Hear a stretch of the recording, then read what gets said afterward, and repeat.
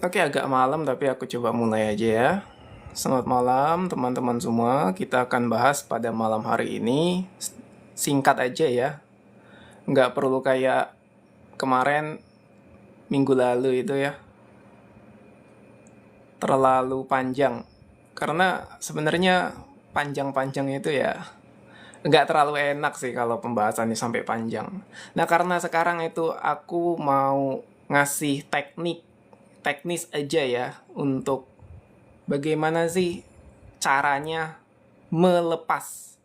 Tapi ingat, dalam kata-kata, melepasnya tuh dalam bentuk kata-kata. Tapi sebenarnya yang kita praktekkan tuh nggak ada yang dilepas. Justru kita lebih menjadi ruang. Tapi karena pikiran itu nggak bisa nerima kata atau yang nggak bisa dipahami selain daripada kata-kata, makanya kita gunakan kata pelepasan. Yang sulit untuk dipahami itu ini oleh pikiran. Kan pelepasan emosi atau pelepasan pendaman emosi. Tapi dalam prakteknya itu susah untuk menjelaskan itu. Kita tuh nggak ada yang lepas emosi itu. Nah, jadi aku mulai ya. Izinkan aku memperkenalkan diri buat yang belum kenal, namaku Fernando Prilian Adam. Aku praktisi meditasi, sudah membersamai para klien dulu itu dari sejak tahun 2015 lewat hipnoterapi, lewat NLP, dan juga jadi trainer di salah satu lembaga yayasan terapi Hipno Prana Indonesia. Dari situ aku mulai punya pengembangan diri yang sebenarnya nanti muncul dua pakem, dua mazhab. Ada yang pengembangan dirinya tuh teknikal, seperti pembahasan tentang hipnosis, pikiran, mental healing. Ada juga yang non-teknikal, yaitu non-teknis. Ini lebih berbicara tentang energi, vibrasi, frekuensi, dan yang berhubungan dengan kesadaran. Nah, tetapi sebenarnya ini adalah satu kesatuan yang tidak bisa dipisahkan. Seperti mata koin itu, ada dua sisi. Jadi dalam kesadaran itu kita menggunakan ego sebagai bentuk ya, formalitasnya. Di satu sisi kita juga tidak bisa sepenuhnya bergantung pada ego. Kita juga bisa melihat dari kacamata kesadaran untuk mengawasi dan mengamati ego. Karena seperti yang kita sudah ketahui bersama, kalau kita terus mengandalkan ego, maka hanya tunggu sebuah aku nggak enak ngomongnya, sebuah kemerosotan atau ya penderitaan dalam hidup. Sehingga sebenarnya kenapa banyak orang itu terlalu fanatik, terlalu melekat pada identitasnya karena tidak menyadari si ego, si pribadi yang sebenarnya ego itu hanyalah ilusinya saja. Maka dari itu kita sekarang belajar bagaimana sih cara mengamati ego agar kita bisa meningkatkan kesadaran. Tujuan daripada apapun yang menjadi filosofi manusia hidup itu adalah kesadaran. Nah, cuman karena tidak disadari, maka akhirnya lewat begitu saja. Itulah kan, spiritual itu selalu dilewati begitu saja.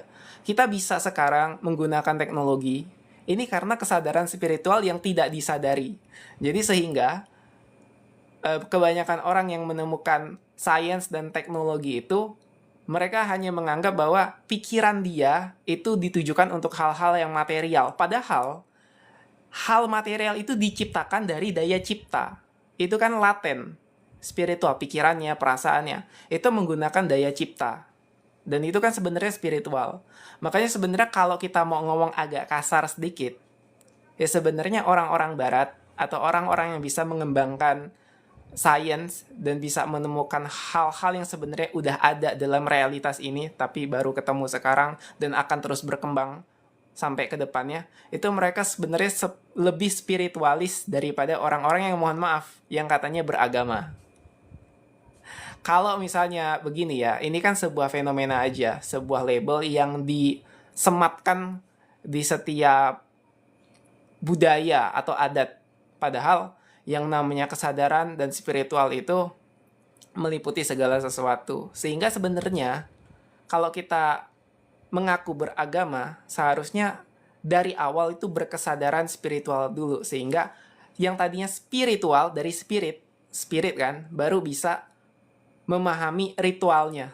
Apapun yang kita lakukan secara teknis itu didasari dulu dari non-teknis. Nah, oke. Tapi ada permasalahan yang cukup kompleks ketika seseorang atau katakanlah nih masyarakat ketika tidak menyadari bahwa hal yang non-teknis ini sebenarnya bukan untuk dikira untuk dihitung-hitung seperti hal-hal yang teknis, maka ini menjadi sebuah problem baru. Kalau di barat, contohnya, spiritual itu berkembang secara masif, tapi memang akhirnya karena ada kecenderungan yang aku lihat dari dulu. Tidak di Indonesia atau di Timur itu punya jiwa itu yang dia spiritual tapi masih laten kan, masih tersembunyi. Tapi kalau di barat itu mereka pencarian spiritualnya tuh tinggi sekali. Tetapi ada jeda, ada ruang yang itu nggak tersampaikan, nggak tersalurkan, sehingga mereka lebih cenderung ke hal-hal yang material. Mungkin kalau di sini ada yang pernah tahu Osho ya, Osho Bhagwan, Rajneesh itu. Beliau itu semasa hidupnya kan membangun sebuah komunitas kesadaran yang sangat masif akhirnya. Tetapi ini dimanfaatkan oleh barat, media barat, dan menimbulkan konflik yang sangat fatal bagi histori atau sejarah pengembangan spiritual di barat. Nah, ini sebenarnya bisa kita pelajari dari sini. Apa yang menjadi masalah itu? Bukan berarti kesadaran atau spiritualnya yang salah, tetapi karena bisa jadi ada ruang yang belum tersampaikan. Ada sebuah jiwa, ada sebuah kesadaran yang memang belum sampai atau belum siap. Dan itu juga yang sebenarnya terjadi di Timur atau Indonesia. Jadi sebenarnya dalam kesadaran itu tidak ada salah dan benar. Tidak ada yang sebenarnya yang namanya tuh gimana ya, kita tuh menghakimi bahwa ada yang salah nih harus dibenarkan atau harus diperbaharui. Sebenarnya segala sesuatu itu sudah pada tempatnya, sudah pada porosnya, sudah ada rel jalannya itu untuk bisa melakukan evolusi dengan sebagaimana mestinya.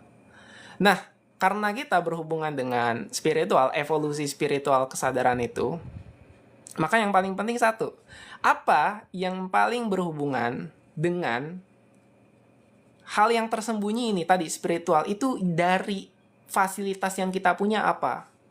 Bukan sebuah hal yang di luar dari diri kita kan? Bukan seperti hal-hal yang bersifat material gitu. Itu bisa menjadi pendukung.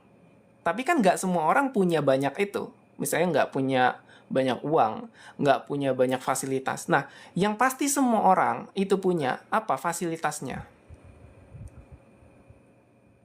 Kesadaran ini. Nah, jadi dalam kesadaran ini paling penting itu apa yang harus disadari dari kesadaran ini. Dan kalau misalnya belum menyadari, jadi akhirnya kan dalam kehidupan ini mau nggak mau diproses oleh semesta ini, jadi banyak sekali kayak penderitaan kelihatannya gitu, pengalaman dan perjuangan hidup. Otomatis muncullah sebuah pengembangan diri yang lebih spesifik yang sekarang kita kenal dengan ilmu kesadaran. Dalam ilmu kesadaran barulah kita belajar pikiran, apa itu pikiran, apa itu perasaan, dan apa itu spiritual. Karena dari sejak zaman dulu, spiritual itu kan abstrak. Dia hanya tentang rasa, belum tentu banyak yang memahami, dan memang nggak harus dipahami karena itu pengalaman setiap orang. Kalau dicenderung atau kalau dibentrokkan dengan sains, kan spiritual itu dulu ya, itu nggak nyambung. Tapi sekarang semenjak sains berkembang, maka muncullah kesadaran yang menjadi jembatan antara sains dan spiritual. Oke, kita mulai. Pembahasan pada malam hari ini tuh aku mau bicara akumulasi dari pertanyaan sebelumnya yang membahas bertanya. Kalau belajar tanpa guru itu bahaya apa enggak? Jadi kan ada yang belajar meditasi, belajar ilmu. Ngelmu itu tuh, karena dari dulu juga aku begitu. Kan aku pernah bilang, yang belajar itu nggak apa-apa, tanpa guru, nggak bahaya, asal. Nah, asalnya itu tuh.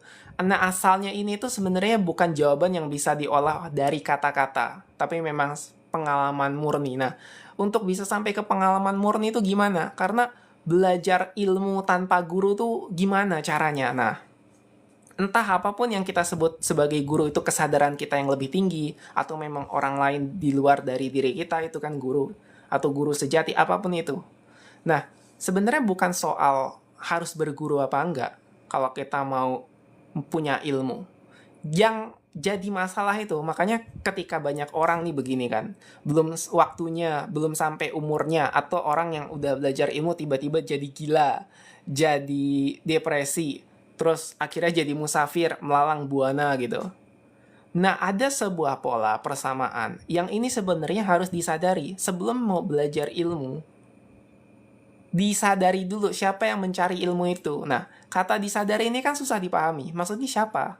Yang menyadari kesadaran diri kita yang sedang mencari itu siapa? Nah, kalau belum pernah dialami sendiri ini agak susah.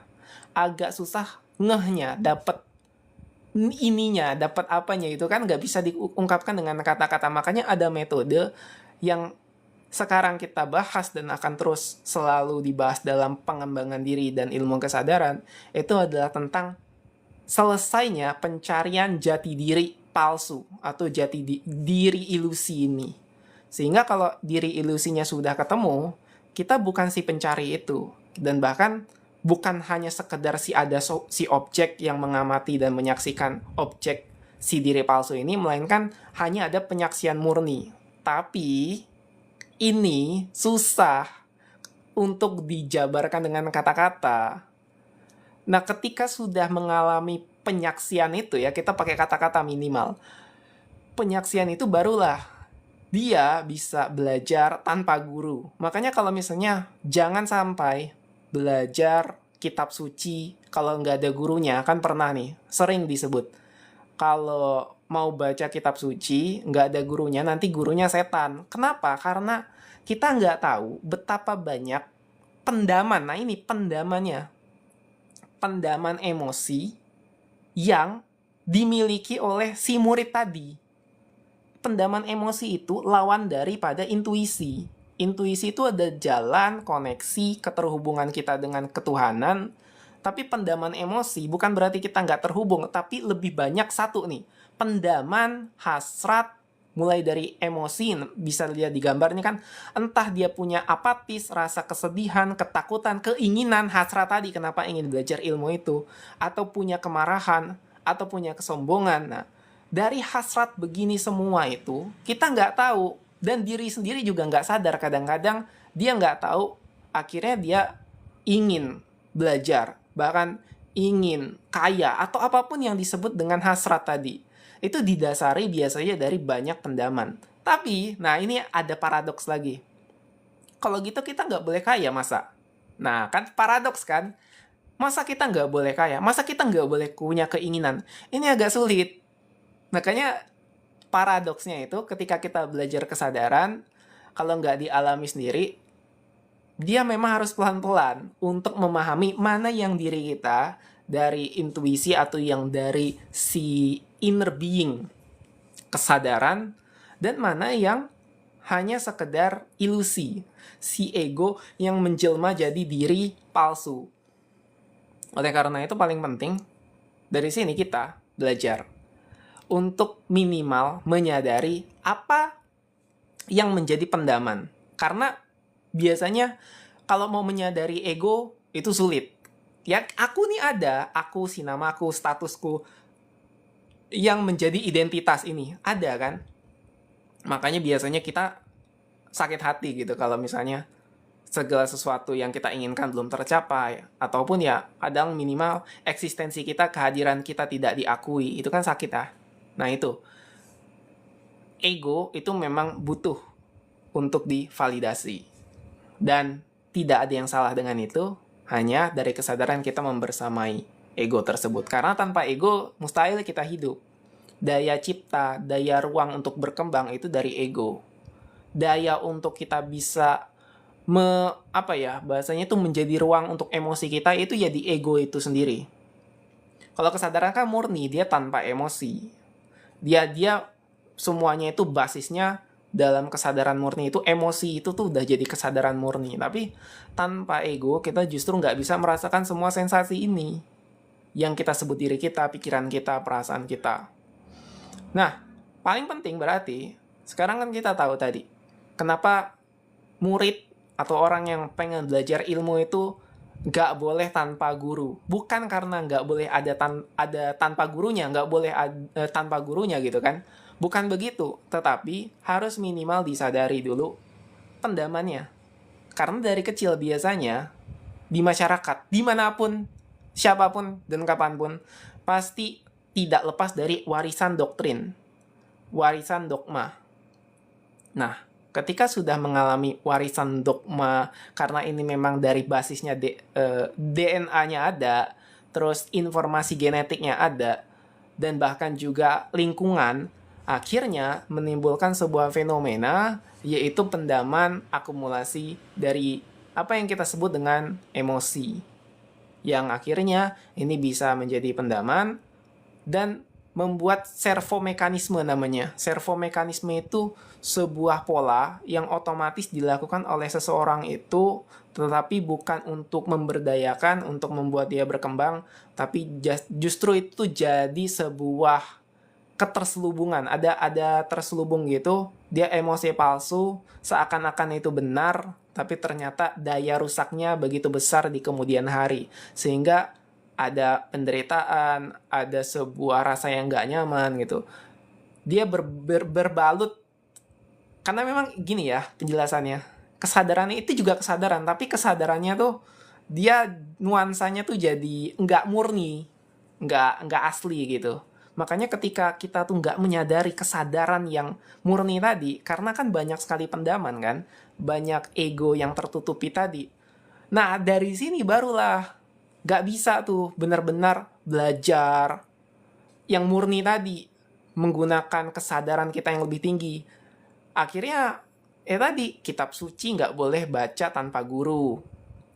Mau mengilmu apapun harus pakai guru. Karena dogmanya sudah kuat, sudah kental, ada rasa inferior juga. Padahal ini kan rasa semua emosi ini disadari aja. Cukup dikultivasi. Kultivasi itu cukup diberdayakan. Tetapi karena kita terbiasa dari kecil, doktrin, dan sudah mendarah daging, itu tuh dari DNA tuh dan genetik juga begitu. Sehingga akhirnya kita tidak menyadari bahwa bukan sebenarnya gurunya itu yang harus ada guru, bukan begitu, tapi biasanya kita membutuhkan sosok guru, dan kalau nggak ada guru bisa jadi bahaya. Agak ribet kan pembahasannya, karena paradoksnya di situ. Aku bilang belajar tanpa guru boleh, tapi ada asalnya, tapi bisa bahaya. Tapi kalau ada guru juga itu gimana, ada pembahasan yang justru malah membuat si murid tidak bisa berkembang terus-menerus karena dia lebih cenderung menggunakan otoritas, dia percaya pada otoritas gurunya. Nah, makanya kesadaran itu bisa ke semua aspek ya, pembahasan emosi ini. Dari sini aja kita bisa pembahasannya jauh kemana-mana. Karena yang paling penting tadi, menyadari si diri palsu yang sebenarnya ego, tapi dia dibalut, akhirnya tidak kita sadari, lama-lama membuat atau menjadi servomekanisme, membuat mekanisme otomatis ya terhadap pola hidup kita yang harusnya berkembang, berdaya, tapi malah menjadi penderitaan. Nah, oke. Kita akan mulai pembahasan bagaimana sih tekniknya aja deh. Teknik yang simple agar kita itu bisa ketika merasakan sensasi yang nggak nyaman itu, yang nggak enak. Misalnya, kita juga nggak tahu nih punya pendaman emosi apa. Nggak usah pikirin, ini bukan tentang pikiran. Nggak perlu dipikirin. Pikiran itu cuma tayangan, isinya cuma memori suara, kata-kata, dan gambar yang bergerak maupun yang diem. Nah, sehingga ini bukan untuk dipikirkan. Informasi ini memang masuknya lewat pikiran. Kalian melihat gambar, melihat informasi, video, suara, dan kata-kata, bacaan, itu pikiran. Tapi nanti kita menggunakan semuanya di kesadaran. Jadi kita prakteknya di kesadaran, bukan di pikiran. Maka kalau orang tuh sudah dikasih teknik, nggak praktek, yaitu dia pasti masih mikirin bener apa nggak. Di pikiran aja muternya. Makanya nggak berhasil, dia capek aja, stuck di situ. Makanya ketika sudah mendapatkan teknik ini, ya dipraktekkan aja, karena ini teknik yang sudah menjadi ilmu. Namanya kalau di spiritual tuh ketukan esoteris, kalau di barat itu namanya EFT, Emotional Freedom Technique. Nah, Emotional Freedom Technique ini bisa digunakan untuk benar-benar penyelarasan kesadaran. Yang tadinya kita nggak tahu kita punya pendaman apa enggak, dan berapa banyak pendamannya, itu nggak usah dipikirkan. Itu nggak usah, bukan urusan kita. Ya. Nah, jadi mungkin bisa dari apatis, kesedihan, ketakutan, keinginan, kemarahan, kebanggaan tuh kayak kesombongan itu. Nah, aku ingin disclaimer sedikit di keinginan. Bukan berarti kita nanti nggak boleh punya keinginan. Ini bahaya loh kalau sampai orang salah paham nih. Oh, nanti berarti kita nggak boleh punya keinginan. Wah, ini yang aku tuh harus disclaimer, aku harus jelasin ulang. Justru keinginan kita tuh nanti jadi lebih murni ketika kita sudah sadar, di kesadaran. Kalau masih di pendaman tadi, dia namanya keinginan palsu, karena keinginan palsu karena dia dasarnya dari si diri palsu, sehingga keinginannya juga palsu. Nah, kenapa diri palsu? Ya, karena bergerak dari ego. Kenapa dari ego? Karena dia adalah lapisan kesadaran yang paling bawah. Bukan yang paling bawah ya, gimana ya? Dia adalah lapisan yang sebenarnya membantu kita untuk berkembang, tapi kita didominasi oleh ego tersebut. Jadi, ketika kita punya keinginan, kita sadari dulu keinginan itu berdasarkan dari intuisi, kehendak murni, atau dari pendaman emosi. Oke, kita mulai caranya ya. Tadi ingat berarti teknik ini untuk apa? Untuk menyelaraskan kesadaran kita menjadi yang murni, menjadi intuisi. Namanya EFT atau enggak ketukan esoteris di spiritual. Nah, menariknya adalah sedikit fun fact lagi, kalau misalnya dalam akupuntur, ini titik-titik akupuntur, sebutannya kalau dalam holistik atau Ayurveda apa pembahasan cakra, dia di titik-titik cakra. Nah, tapi kalau di Emotional Freedom Technique ini adalah teknik untuk dia meriset, bukan meriset ya, apa ya bahasanya tuh, kalau melepas sebenarnya nggak ada yang dilepas. Nah, ada lagi pembahasan kata-kata yang agak paradoks kalau dijelaskan, tapi kita gunakan aja pakai pelepasan ya. Oke, jadi gini, pelepasan emosi yang di masing-masing titik ini itu akhirnya nanti pendamannya bisa terilis ya. Kita pakai reels saja biar gampang lah ya. Nanti pembahasan untuk kata-kata tuh agak ribet. Tapi perlu dipahami dengan kesadaran bahwa sebenarnya enggak ada yang dilepas, yang ada hanya menjadi ruang total bagi kesadaran kita untuk membuat penyaksian, untuk mengamati bahwa kita bukan hanya sekedar tubuh, bukan hanya sekedar pikiran dan rasa. Oke? Oke, mulai dari kepala. Ini aku nggak sisiran, tapi udahlah. Jadi gini ya, kepala titik tengah ini, titik tengah. Jadi di titik tengah, kita mulai. Nah, sebenarnya ada teknik kata-kata, tapi untuk awal nggak usah. Jangan pakai kata-kata dulu. Cukup mengamati perasaan yang muncul. Misalnya sedang kesel, sedang jengkel, sedang marah, ataupun sedang punya keinginan. Nah ini, aku sekarang lebih ke, coba. Di sini kan pasti semua orang punya keinginan kan? Punya harapan kan? Nah, sensasinya kalau memikirkan itu gimana? Pengen kejadian, pengen segera dilaksanakan. Nah, ketika muncul ya, dan ini juga bukan hanya sekedar pas keinginan, mungkin lagi marah, lagi jengkel, itu. Akhirnya nanti dia bisa menjadi selaras di emosi yang tinggi, vibrasi yang semangat, vibrasi yang penerimaan, vibrasi, oke, keinginan rezeki uang lancar. Nah, tarik nafas, jadi diem aja pertama, terus niat. Pertama niat, izinkan aja diri ini untuk mengamati setiap sensasi yang muncul. Tadi kan keinginan agar keuangan lancar. Oke, mulai berarti. Tanpa kata-kata, cukup sensasinya aja diamati. Jadi mulai ya di kepala ini tengahnya, diketuk-ketuk gini. Pelan aja, pelan. Nah, pelan. 7-12 kali ketuk aja. Jadi, mau sambil nonton, gitu kan. Mau sambil ngapain gitu. Tapi usahakan lagi relax ya. Ataupun misalnya lagi, ya lagi ngapain, misalnya lagi temen nongkrong sama teman-teman, ngapain begini. Ya kalau nggak malu nggak apa-apa. Tapi kalau mau sendiri juga aja, ketuk-ketuk kepala. Kelihatan nggak sih? Ntar, aku coba ini. Naikin dulu ininya. Atau aku turunin. Aku nggak sisiran nggak apa-apa ya. Jadi gini, di tengah-tengah ya, di tengah-tengah. Nah, jadi pelan-pelan aja, jadi ketuk. Walaupun sebenarnya ini ada kata-katanya, tapi afirmasi itu nanti dulu. Bener nanti aja ketika dia sudah di frekuensi netral, itu untuk nanti. Nah, karena kita nggak tahu seberapa banyak yang kita rasakan itu. Minimal nanti ada sebuah jeda, dan baru nanti kita bisa gunakan afirmasi. Tapi di awal itu sebenarnya nggak usah pakai kata-kata. Cukup diam, amati semua sensasi yang hadir. Nah, kan sambil ngomong aku juga bisa sambil ngomong ini. Jadi cukup. Nah, sambil, kalau bagi kalian yang praktek tuh usahakan memang sambil tenang, sambil menyadari setiap sensasi yang lewat. Tadi kan keinginannya ingin uang lancar. Nah, sambil berarti ada bayangan tuh nanti. Kalau keuanganku nggak lancar tuh kenapa gitu. Kan pasti muncul rasa nggak enaknya tuh. Wah, deadline, tagihan selalu muncul. Nah, setelah itu, nah itu kan kalau titik ini satu di tengah nih. Apa sih namanya ya? Kepala tuh, ininya ya. Aku lupa tuh istilah lamanya tuh. Pokoknya yang di ubun-ubun ini. Nah, ya terus dia di samping sini, di pelipis. Nah, sambil nggak usah stres gitu, sambil kalau misalnya agak pusing ya coba juga dilakukan. Tapi tadi kan sesuai dengan contohnya, lagi ingin uangnya lancar gitu ya, sambil dinikmati aja. Dia bisa kiri bisa kanan loh, bisa kiri bisa kanan. Dia pilih salah satu, enaknya pilih salah satu. Kalau misalnya dominannya kamu tangan kanan ya pakai tangan kanan aja. Kalau yang dominannya tangan kiri ya pakai tangan kiri. Nah, oke.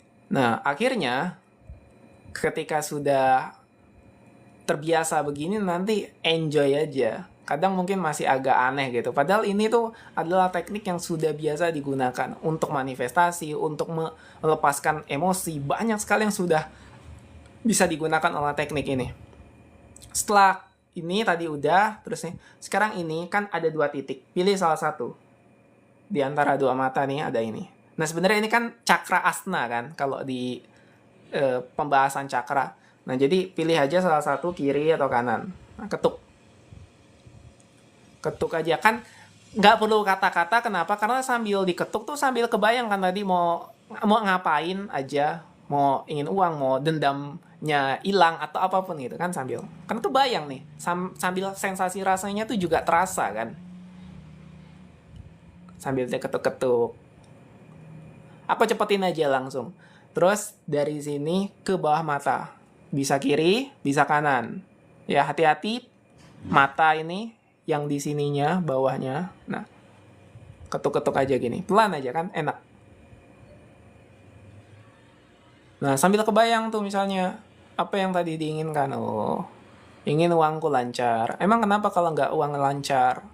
Karena kalau nggak uang lancar tuh nanti banyak tagihan numpuk. Atau nanti tiba-tiba didatengin orang. Nggak enak. Itu muncul semua kekhawatirannya itu dan ketakutannya sambil disadari dan sambil diketuk-ketuk. Terus lanjut ke sini. Di sini ada 2 titik kan. Pilih salah satu aja.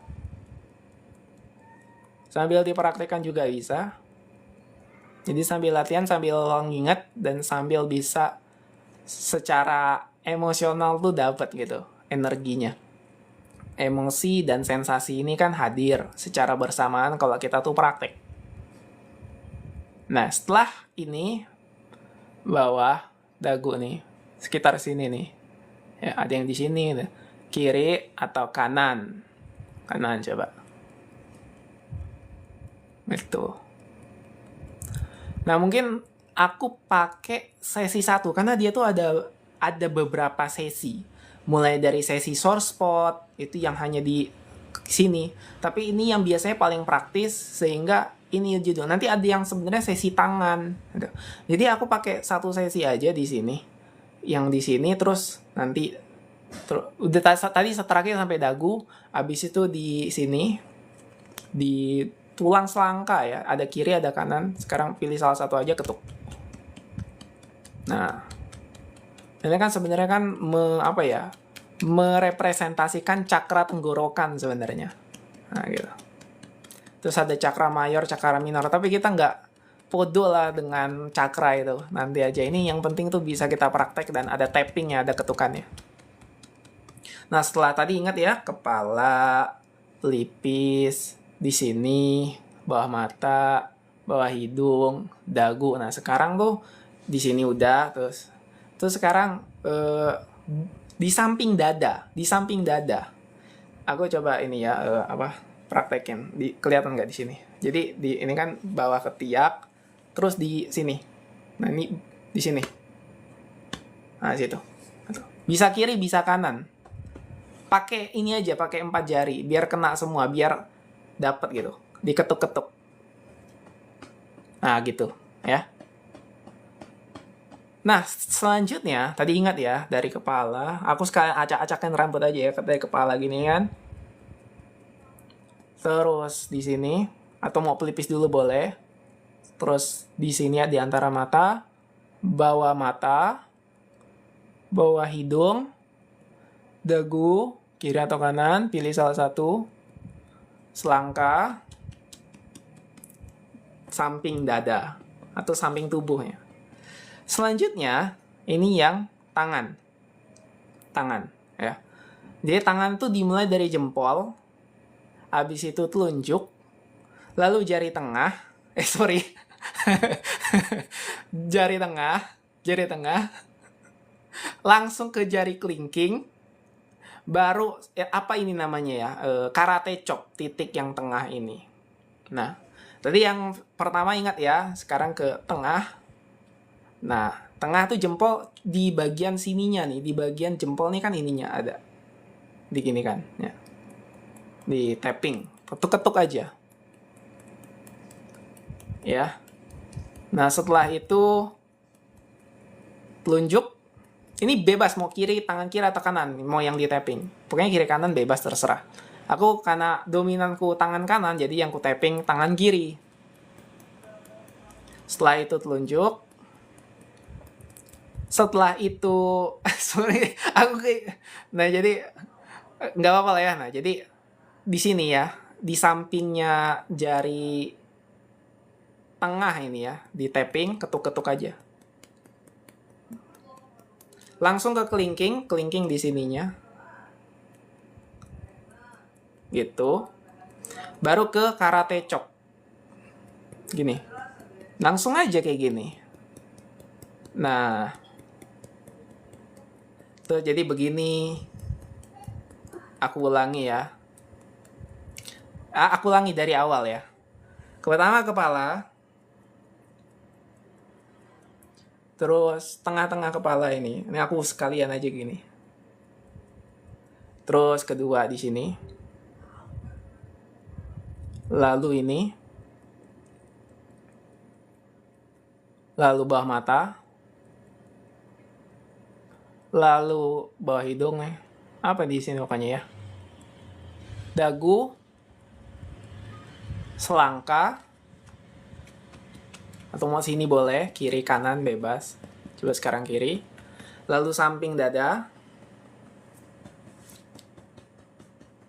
Baru tangan, ya. Jempol. Telunjuk. Jari tengah. Jari kelingking. Langsung jari kelingking. Kenapa jari yang ini, jari manis ini dilewatin? Karena nanti ini punya sesi sendiri. Ada sesinya, cuman nggak kita bahas pada malam hari ini. Karena itu panjang, itu lebih panjang sesinya. Itu benar-benar lebih spesifik lagi. Tapi ini yang awal nih udah oke kok. Ya, langsung ke karate chop. Nah, ini gunanya buat apa? Tadi kan seperti yang aku sampaikan di awal, selain daripada manifestasi, selain daripada agar keinginan kita dilancarkan, apapun itu, karena yang paling penting untuk menyadari setiap sensasi yang muncul dan siapa yang sebenarnya menginginkan hal itu. Si diri kita, si ego, si rasa yang menginginkan itu terjadi. Dan ketika pendaman itu semua sudah ngalir, sudah terselaraskan gitu kan, minimal sudah bersih gitu, otomatis yang kita mau tadi itu sudah bergerak bukan dari hasrat keinginan pendaman itu, tapi dari kehendak, intuisi murni, kesadaran. Sehingga kalau semakin kita praktek terus menerus, ya semakin enjoy dan semakin nyaman. Tapi ketika sudah lama ini kita praktek, bukan berarti kayak terjebak terus sih. Nanti itu kita pembahasannya kalau sudah ada yang misalnya terlalu mengandalkan teknik ini, maka artinya dia kejebak lagi di sesi tadi ke si pencari itu yang dia nggak menyadari. Padahal teknik ini hanya sekedar untuk bisa menyelaraskan apapun yang kita sebut dengan pendaman tadi agar bisa dinetralisir kan. Akhirnya menjadi kesadaran. Nah, otomatis. Sehingga kalau kita sudah biasa dari menetralisir pendaman, akibatnya ya lebih enjoy, lebih nikmat, dan lebih terjadi mulai dari manifestasi kecil yang kita bisa dapatkan. Dan semoga ya, aku nggak memastikan dan nggak menjanjikan itu karena kesadaran itu bebas. Seseorang tuh punya kesadaran tuh berlapis-lapis dan nggak ada yang tahu apa yang bisa terjadi dalam kehidupan dia kan. Ketika nanti tiba-tiba mungkin apa yang dia harapkan nggak kejadian tapi kesadarannya malah melejit, bisa naik lebih tinggi. Nah, nggak ada yang tahu gitu. Dan yang paling penting sih sebenarnya, yang paling penting, nggak ada yang paling penting. Yang paling penting itu ya sadari dan nikmati saja apapun yang terjadi dalam kondisi kehidupan ini. Karena semua eksistensi, tidak ada yang kebetulan, kesadaran itu sudah meliputi segala sesuatu, yang artinya kalau kita mau pakai hukum kesadaran, ya, eksistensi itu pasti terjadi. Jadi kita, saya, kalian, hadir itu bukan sebuah kebetulan. Ini makanya benar-benar disyukuri keberadaan kita saat ini. Benar-benar gak bisa dikata-katakan sebuah rasa syukur itu kalau kita sudah menyadari betapa eksistensi kita itu sangat luar biasa. Sudah hadir di dunia, sudah lahir gitu kan. Itu benar-benar kalau kita bisa menyadari itu, wah nggak bisa lagi lah dikata-katakan. Nikmatnya itu luar biasa. Tetapi kan banyak orang yang masih kejebak dengan perasaan ilusinya kan. Makanya dia bisa sampai apatis, bisa sedih. Bukan berarti dalam kehidupan sehari-hari kita nggak merasakan semua fenomena emosi ini loh. Kita ngerasakan itu semua. Justru karena kita misalnya sudah tercerahkan, kita tuh jadi lebih peka terhadap semua sensasi perasaan itu. Yang jadi masalah kan bukan emosinya, tapi pendamannya. Sehingga ketika jadi pendaman, orang akan terjebak dalam siklus pola penderitaan itu yang menjadi pikiran, dan pikiran dia mengarahkan ke tindakan, tindakan menjadi kebiasaan, menjadi karakter, dan karakter itu menjadi nasib. Makanya sebenarnya awalnya tuh dari pendaman apa yang dia miliki. Pendaman emosi ini akan menyebabkan perasaan dia mempengaruhi pikiran, dan pikiran akan mempengaruhi seluruh aspek kehidupannya dia. Makanya penting untuk kita sadari sebenarnya dari sini. Sehingga kalau dia sudah menyadari rasa apatisnya, kesedihan, ketakutan, hasrat, keinginan, bahkan kemarahan, ada kesombongan tadi, barulah kalau dia dalam posisi netral. Jadi di sini kan aku ada gambar garis itu kan. Itu posisi netral. Sehingga otomatis dia dominannya tuh minimal di rasa bersyukur dan rasa penerimaan, damai yang bahkan sehingga aspek daripada yang di atas itu juga, yang di semangat penerimaan dan namanya itu juga gampang untuk kita netralisir. Jadi bukan kita tuh terjebak juga di rasa semangat atau penerimaan atau damaian. Enggak, ini juga kita netralisir juga. Nanti akhirnya muncullah sebuah kesadaran murni yang gak ada di tabel ini. Sensasi perasaan itu gak ada di sini lagi. Hanya ada murni gitu. Nah, dari murni itu justru merasakan semua sensasi. Sedih, takut, marah, ingin, benci, sombong. Tapi itu hanya sekedar sensasi, bukan identitas. Bisa dipahami kan di sini? Tapi orang, kebanyakan, itu nggak menyadari identitas. Jadi dia pikir dia adalah itu. Dia adalah namanya. Dia adalah statusnya. Wah, itu yang repot. Akhirnya muncullah sebuah fenomena orang yang narsistik, ada NPD, ada kalau misalnya dalam berhubungan, ada yang anxious. Anxious tuh dia takut kehilangan, ada yang insecure, ada yang avoidant tuh dia ketika diminta komitmen dia langsung jauh melari. Dan kita bisa lihat kalau dari pembahasan ini aja banyak fenomena konflik yang terjadi di masyarakat, mulai dari diri sendiri karena nggak terkoneksi dengan batinnya, intuisi diri sejatinya pribadi itu kan kita harusnya terkoneksi, apalagi dengan orang lain terus ingin menjalin hubungan, repot dong kalau gitu. Udahlah pendamannya banyak, sudah dia tuh belum selesai dengan dirinya sendiri, malah cari validasi dan pelampiasan dengan dalih berhubungan. Makanya selingkuh di mana-mana. Kita bisa lihat fenomena banyak yang selingkuh, banyak macem-macem. Akhirnya ini yang menjadi masalah. Ketika pendaman ini tidak terselesaikan, otomatis kan yang kita lihat fenomena di luar sana itu terjadi secara alami. Padahal itu nggak alami. Itu tuh benar-benar semuanya ini hasil daripada pendaman. Nah, begitu.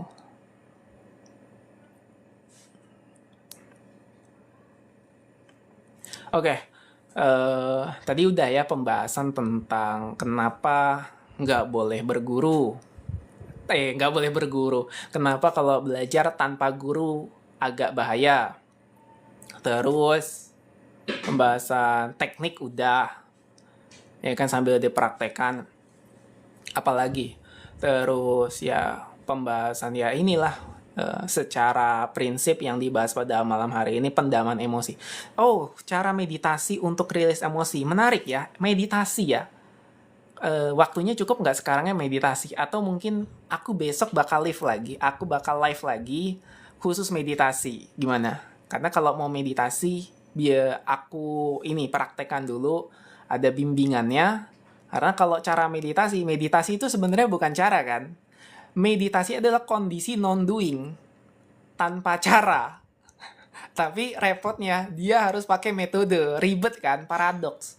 Jadi kalau dulu kata Osho itu, meditasi itu kamu nggak perlu ngapa-ngapain untuk meditasi. Tapi pas praktek butuh teknik lah.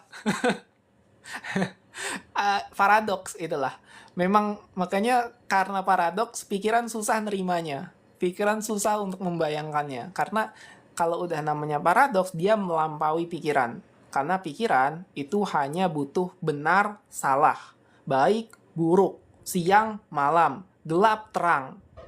Itu pikiran.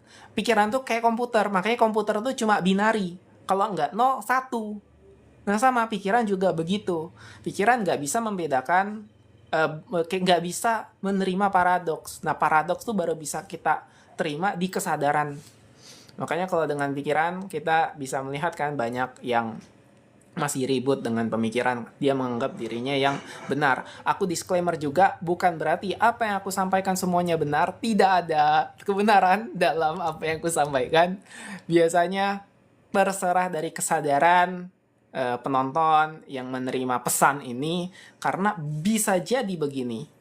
Kesadaran itu menariknya, kalaupun informasinya itu benar bagi orang lain, tapi belum tentu bagi yang, misalnya bagi A benar, tapi belum tentu bagi si B benar. Walaupun informasinya sama, walaupun praktek dan tekniknya sama dilakukan, tetapi, nah inilah menariknya kesadaran itu. Ada si A yang menerima itu bagus, baik, dan cocok buat dia, si B enggak, padahal metodenya sama. Kenapa bisa begini? Karena dalam realitas ini sendiri, kalau pernah tahu teori superposisi, jadi dalam realitas itu partikel saja itu bergerak dalam kondisi yang acak dan bisa bersamaan kondisi berbeda dalam waktu bersamaan. Itu gimana tuh pembayangannya? Itu kan terlalu abstrak, terlalu kacau kan, chaos. Misalnya kalau digambarkan dalam sebuah koin, partikel itu di realitas ini, koin, dia bisa bersamaan menunjukkan gambar dan angkanya sekaligus. Tiba-tiba begitu. bersamaan. Itulah namanya superposisi partikel itu. Nah, makanya dalam sebuah kebenaran realitas ini, belum tentu apa yang diyakini satu orang itu benar, belum tentu juga benar bagi orang lain. Karena bisa jadi dua-duanya benar, dan ada kebenaran yang lebih benar lagi yang tersembunyi. Itulah abstraknya realitas. Bahkan sudah terbukti lewat alam kuantum, percobaan kuantum. Nah itulah. Jadi kalau kita dari kesadaran, makanya sebenarnya tidak bisa tuh kita mengklaim bahwa kita paling benar. Gak bisa sama sekali. Hanya bisa mengamati ada proses yang terjadi. Makanya kalau dari spiritual tuh dari dulu kan begini pembahasannya. Kamu tuh sebenarnya nggak ada. Hanya ada yang berjalan. Tidak ada yang berjalan, hanya ada perjalanan. Tidak ada yang bermeditasi, hanya ada meditasi. Tidak ada yang bereinkarnasi, yang ada hanya reinkarnasi. Bingung kan kalau masih awal-awal kan? Tapi semenjak misalnya kita sudah mengalami kesadaran, ngeh. Tapi ngehnya itu, pahamnya tuh kayak nggak bisa diungkapkan kata-kata. Ya gitu aja. Iya. Makanya, karena dari awal tuh ada perjalanan, tidak ada yang berjalan, hanya ada perjalanan. Tidak ada yang bereinkarnasi, hanya ada reinkarnasi. Nah itu kalau dari kesadaran barulah kita bisa memprosesnya, karena akhirnya kita sudah tidak lagi menggunakan pikiran sebagai yang utama, tapi pikiran sebagai referensi dan pembantu untuk melibatkan kesadaran kita. Sebenarnya kita bisa menyadari seutuhnya dari kesadaran lewat penyaksian dan pengamatan. Nah, selanjutnya mungkin dalam 4 menit terakhir sampai ke jam 9 malam aja ya. Ya tadi. Aku berarti besok ya janji untuk meditasi lah ya. Nanti untuk meditasi khususnya releasing, berarti ada sebuah meditasi yang khusus untuk begitu. Jadi karena sebenarnya itu penting, pembahasan meditasi itu juga karena dia sebenarnya non-doing, non-teknis, tapi ketika praktek jadi teknis, ya memang butuh bimbingan, ada bimbingannya meditasi itu.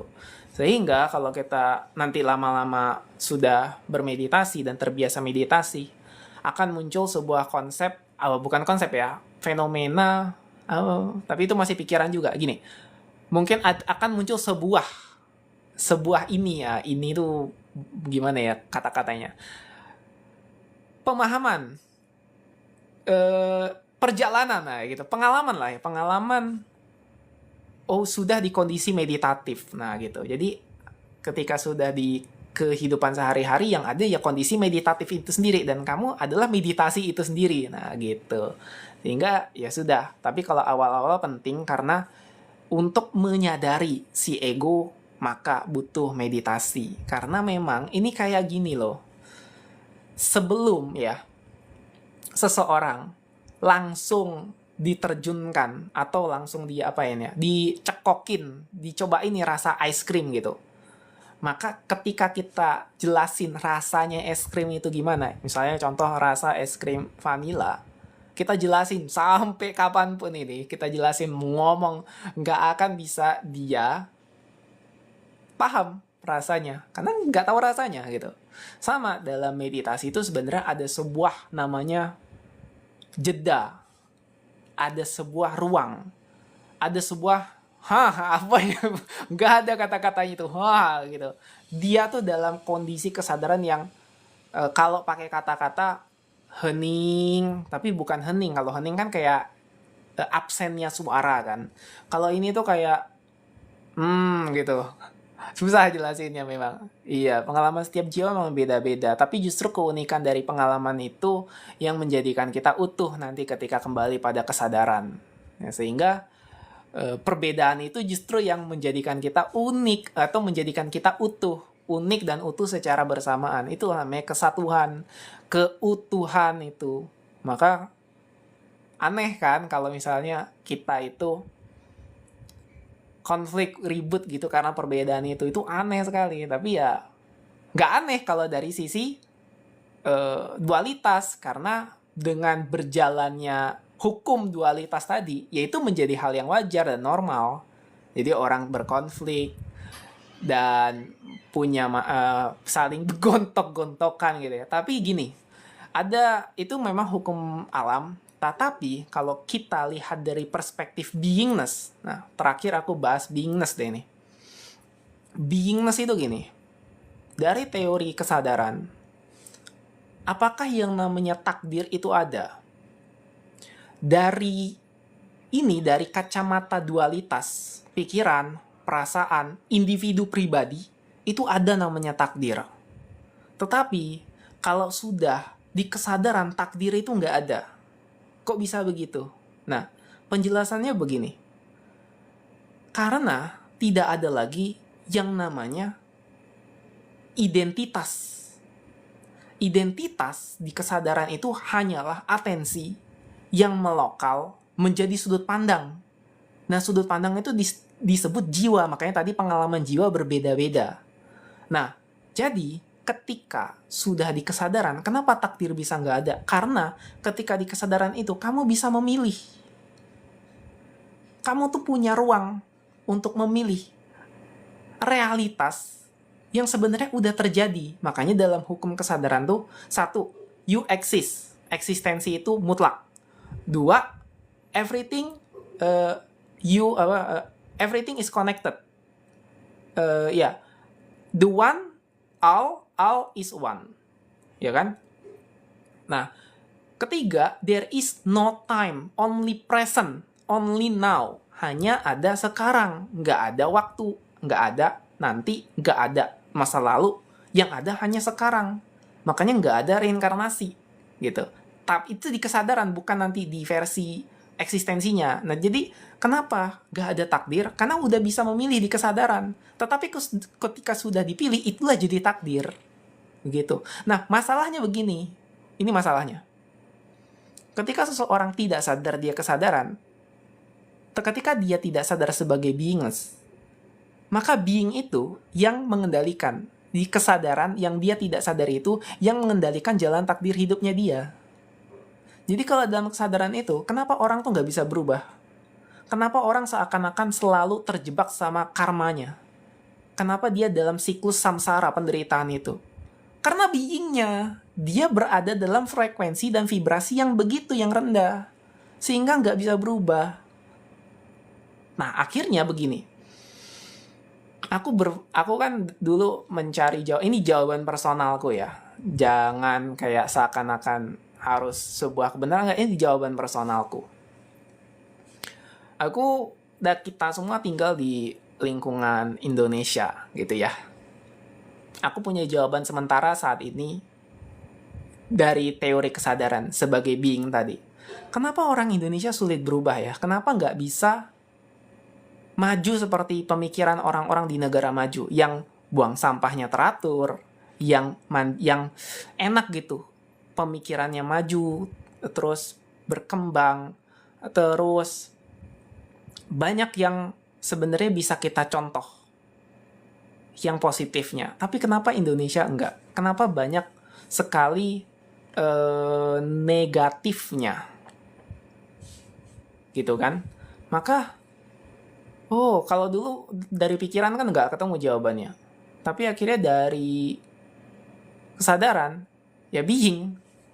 Jadi bukan dari ininya, bukan dari... Kalau gini ya, kalau dari ininya, dari sebuah pemahaman sebelumnya, aku punya pilihan, gitu kan. Tapi di kesadaran tuh pilihan nggak ada. Pilihan hanya bisa dipilih ketika dia di kesadaran utuh, kesadaran murni. Tapi kalau dia sudah melarut dalam versi beingnya itu, dia ngikutin takdir. Dia jadi gak bisa berubah. Kalau misalnya nih, ini bukan pilihan, bukan kehendak bebas nih, yang misalnya sekarang aku bisa gerakin tangan aku kayak gini. Ini bukan kehendak bebas sebutannya. Ini hanyalah variasi dari being aku di realitas 3 dimensi ini. Ini variasi aja. Aku bisa berpikir, aku bisa merasa, aku bisa bergerak. Tapi itu bukan free will, bukan kehendak bebas. Kehendak bebas hanya bisa dilakukan ketika berada di kesadaran utuh atau kesadaran murni. Contohnya gimana? Contohnya begini. Kan di teori kesadaran tadi, segala sesuatu udah terjadi kan? Sudah ada versi, ada diri, ada realitas yang semuanya udah terjadi.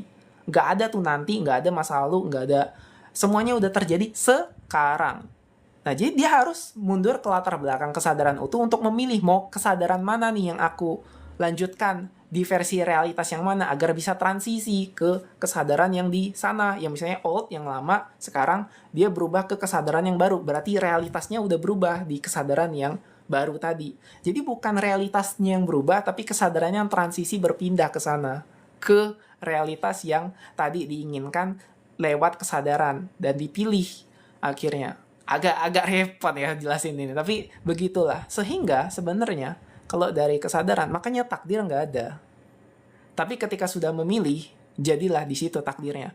Nah, otomatis aku jadi kayak, oh, apa benar ya? Ya udahlah, berarti sudah takdir orang Indonesia begini. Susah banget berubahnya. Masih banget berada dalam siklus kesadaran yang rendah banget vibrasinya, frekuensinya. Makanya semuanya konfliknya tuh banyak banget terjadi, kecurangan di berbagai level instansi. Aku pernah kerja kantoran tuh bukan hanya soal tadi ya, bukan hanya soal korupsi, tapi ada pembulian, ada judgment, ada penghakiman gitu, ada pelabelan gitu. Dan itu tanpa disadari begitu. Kayak seakan-akan yang paling tinggi derajatnya tuh kalau orang tuh udah kaya, udah punya banyak uang. Wah, itu dari mana begitu ya? Dan akhirnya merembet ke berbagai hal gitu. Kalau dia bukan golonganku, bukan misalnya, mohon maaf ya, tidak seagama dengan aku, nah itu. Dan itu terjadi, jadi akhirnya saling curiga, saling gap-gapan gitu. Dan ini mau nggak mau kita harus sadari, jujur lah, kita siapa sih yang nggak mengalami itu? Kalau nggak mengalami itu, selamat, Anda tinggal di surga berarti. Luar biasa berarti kan. Nah, begitulah. Kalau selama di Indonesia, bukan berarti di tempat lain, negara lain nggak begitu. Cuman di Indonesia tuh sangat kental judgement, penghakiman, dan akhirnya menimbulkan penderitaan tersendiri karena kesadaran kolektifnya itu benar-benar rendah. Di Indonesia sudah banyak tapi masih jauh. Betul, Konoha. Untuk Konoha negara paling nista. Nah, otomatis kan begini ya. Kalau tadi dari teori being begitu, tapi ya bukan berarti kesadaran kita stuck di situ aja. Kalau dengan teori itu being, berarti dengan teori yang sama kesadaran juga bisa diubah dong.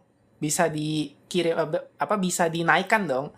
Berarti artinya ya kita sama-sama meningkatkan kesadaran kita secara kolektif agar bisa naik vibrasi frekuensi kita ke kolektif yang tinggi seperti di negara-negara maju yang saling memberdayakan, yang pejabatnya, yang masyarakatnya itu saling kita itu ya membantu, bukan egois, bukan mentingin diri sendiri kan akhirnya dia korupsi, mentingin keluarganya, mentingin kaumnya, gengnya, apapun itu kan.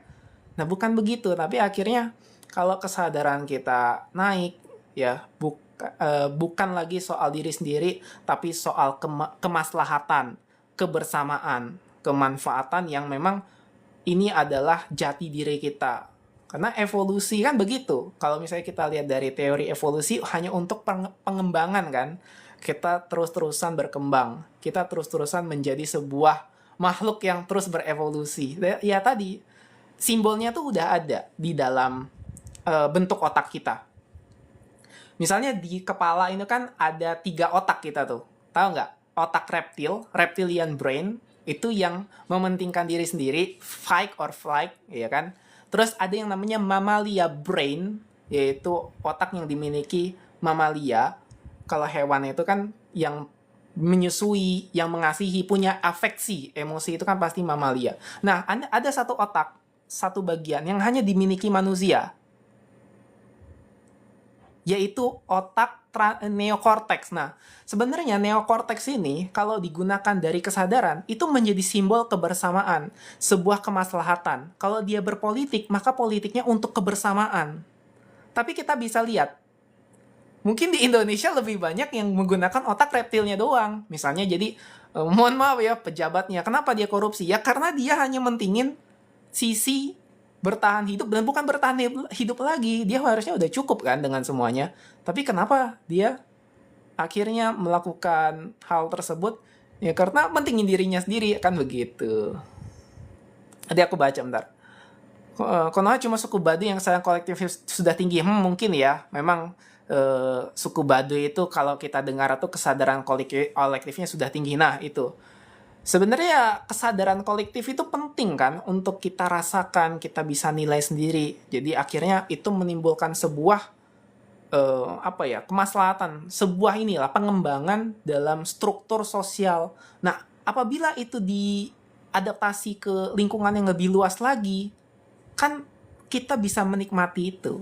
Nah, cuman nggak enaknya, paradoksnya mungkin di situ. Banyak juga orang yang terjebak label identitas. Nah, kalau misalnya kita bicarakan cuma suku Baduy, kalau dari ego, ini kan identitas lagi, label. Labelku suku Baduy, yang kesadarannya sudah tinggi. Tapi, tanpa kita melihat label itu, berarti yang ada hanya kesadaran utuh, maka kita bisa ambil contoh sebagai kesadaran yang tinggi kolektifnya, yang memang bisa kita adaptasi. Nah, begitu.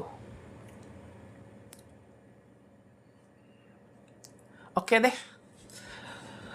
Sudah jam 9:10. Berarti besok ya. Harusnya, tapi nggak apa-apa. Aku juga besok luang dan bisa. Jadi aku besok akan lakukan live meditasi. Jadi terima kasih bagi yang malam ini sudah bergabung. Selamat beristirahat. Saya cukupkan sampai pada waktu ini. Terima kasih. Oke, sampai jumpa di kesempatan kesadaran berikutnya.